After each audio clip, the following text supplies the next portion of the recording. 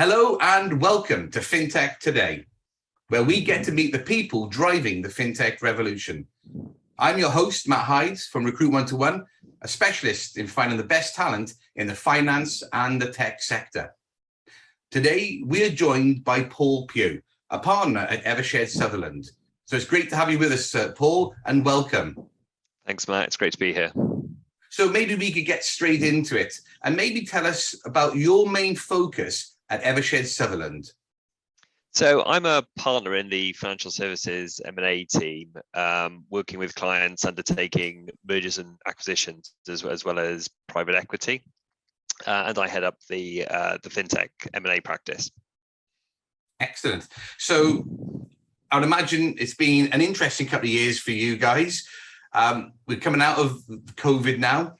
How have you found that transition from sort of pandemic time to post-COVID, and what are you seeing maybe for the next 12 months in your field? Well, if we take a step back and look at the kind of COVID lockdown period, as the statistics has borne out, tech and fintech in particular fared remarkably well. There was a lot of appetite for fintech businesses. There were a lot of transactions undertaken, and valuations certainly increased. We are in slightly choppier waters at the moment. That's not fintech. That's just certainly the local and global economy as decision makers pause whilst they deal with a number of a variety of number of issues. But I think as we've seen recently, and this was borne out in our recent M&A report that Eversheds Sutherland released, there are still a number of key drivers which are making business leaders really sit up and take notice and really kind of still driving very strategic M&A. So these are in particular talent. There's still a battle of talent going on, which is raging after the so-called Great Resignation. Technology is still seen as key, and also trade, increasing supply chains and making sure they're resilient. So all these factors are lending themselves to opportunities and appetite where there is the attractive and well-run fintech business. Excellent, thank you. So, I mean, I would agree on the talent side, obviously slightly biased, but it is one of the biggest challenges. I think the technology is there, the ideas are there, the support and backing from people like yourselves is there. It's making sure that people have the right talent, and that really is a challenge. So you mentioned earlier at the start that you were involved in the inaugural Fintech Awards London. You sponsored the Leader of the Year. Any particular reason why you got involved in the awards and why you chose that particular award? There are some excellent hotspots for fintech around the UK, but our shopfront as a nation really is London. So when we heard about the Fintech Awards London, it being part of Fintech Week, the people involved, how the awards themselves were determined, it was obvious we had to be a part of it. And I think it's a really important event for the fintech community, and I think it will grow in its importance. Why Leader of the Year? I guess the reason I love my job is the people that I meet. It's always insightful, if rather humbling, when you spend time with people who have really kind of driven their business, driven the innovation, really created success in their businesses, and we learn from them. And I should say at this point that all the shortlisted individuals were truly exceptional, and it was a really difficult decision to make. I think I would agree. Listening to the judges, speaking to ones like yourself, it was a really tough category. In fact, as they all were, which is exactly what you want. Do you think events like Fintech Awards London, Fintech Week London are so important to the fintech sector? Not maybe just necessarily even in London, but for the wider UK. Yeah, I mean, network is crucially important in business. I mean, the pandemic and the lockdown showed us that we can still operate virtually, and that is a key part of business. But ultimately, certainly in my business, being a lawyer, it is a people business. I need to meet people. You connect people, and you really understand their businesses a lot more by sending kind of face-to-face time with them. So events like Fintech Awards in London and elsewhere are crucially important just to get people together at these kind of really core events. And I think, core events are important. I think that, through ESG and pressures around kind of traveling and cost of travel, I think you've really got to focus on a number of really key events. And I see going forward, Fintech Awards being one of those key events. Yeah, I think, well, obviously I would agree with you, but it is important. I think that ecosystem, there's nothing better than just being in a room back with people and talking and catching up and being introduced to people that maybe you've heard of, not met, or ones that you haven't heard of and that you meet that are so important to your business and equally so important to theirs, especially with what you do. So I would agree. And that's exactly my experience, Matt. And that is, I met a whole range of really interesting people. I was introduced to people, and we've got many follow-ups and a number of meetings to go to following the event. And I'm really looking forward to that. And I think that what that does, it just makes what we're doing in the UK and in London so much stronger.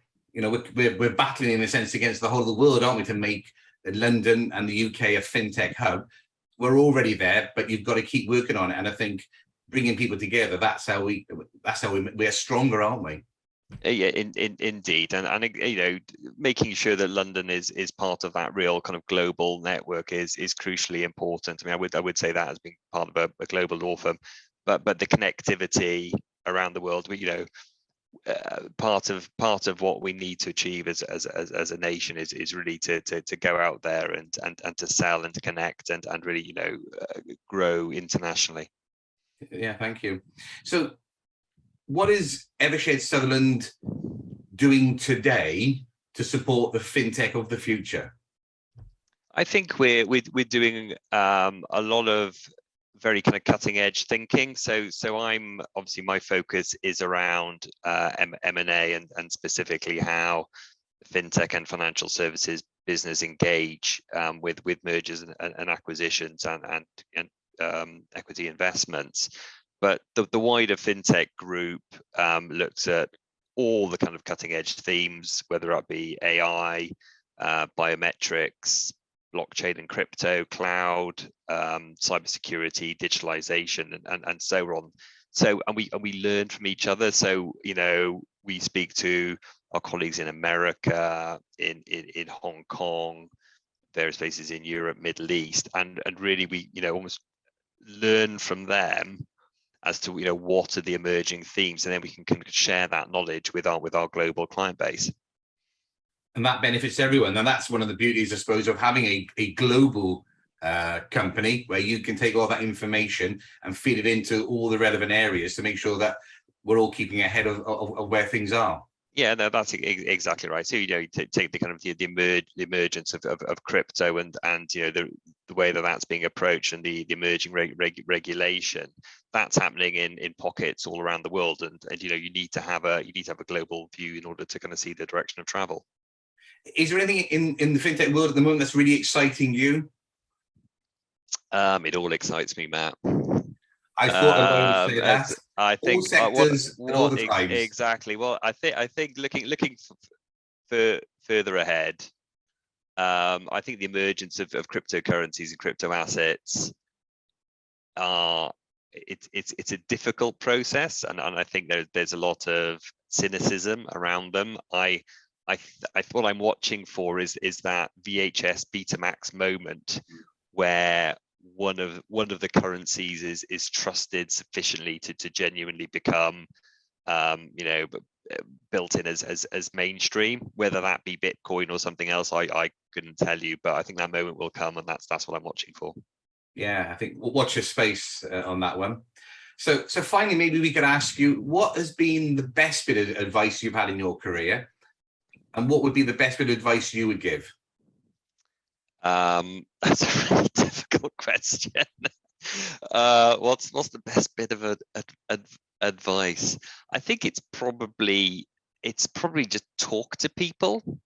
Is that at the end of the day, you can be kind of a really good technical lawyer, but actually you need to be more than that. You need to be a business person, and you really learn by talking to people. So I've been very lucky in my career that I've spoken to many very clever people who have been enormously successful. I'm really trying to kind of learn from them, and that's kind of helped my development, I think, as a lawyer. And I've tried to feed that into my practice and my team.